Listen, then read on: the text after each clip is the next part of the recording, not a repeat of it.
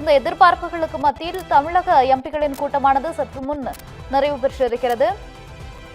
கூடுதல் விவரங்களுடன் இணைக்கிறார் எமது சிறப்பு செய்தியாளர் பிரேமி அவர்கள்.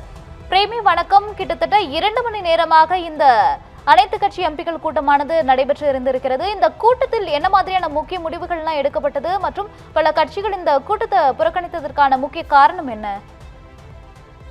வணக்கம் கோகிலா.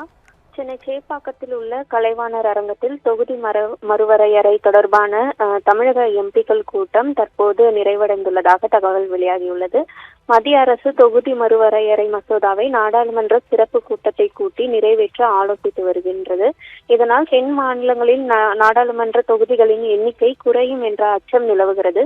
இந்த விவகாரம் குறித்து ஆலோசித்து உரிய முடிவு எடுக்க தமிழக எம்பிக்களுடன் முதலமைச்சர் விஜய் தலைமையில் ஆலோசனை கூட்டம் இன்று பிற்பகல் 3 மணிக்கு தொடங்கி நடைபெற்றது. இந்த கூட்டத்தில் பங்கேற்க தமிழகத்தில் உள்ள மக்களவை மற்றும் மாநிலங்களவை எம்பிக்களுக்கு தமிழக அரசின் சார்பில் அழைப்பு விடுக்கப்பட்டிருந்தது. இந்த கூட்டத்தை திமுக, அதிமுக, பாமக, தேமுதிக உள்ளிட்ட கட்சிகள் புறக்கணித்ததாக தகவல் வெளியாகியிருந்தது.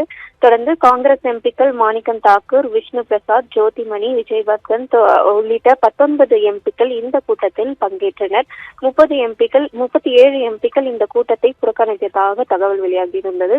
தொடர்ந்து 3 மணிக்கு தொடங்கிய இந்த கூட்டம் 2 மணி நேரமாக நடைபெற்று வந்த நிலையில் தற்போது தொகுதி மறுவரையறை தொடர்பான கூட்டம் நிறைவடைந்துள்ளதாக தெரிவிக்கப்பட்டுள்ளது.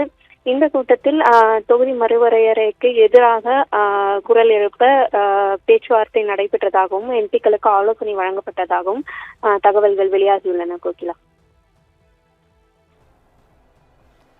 தகவல்களுக்கு நன்றி பிரேமி.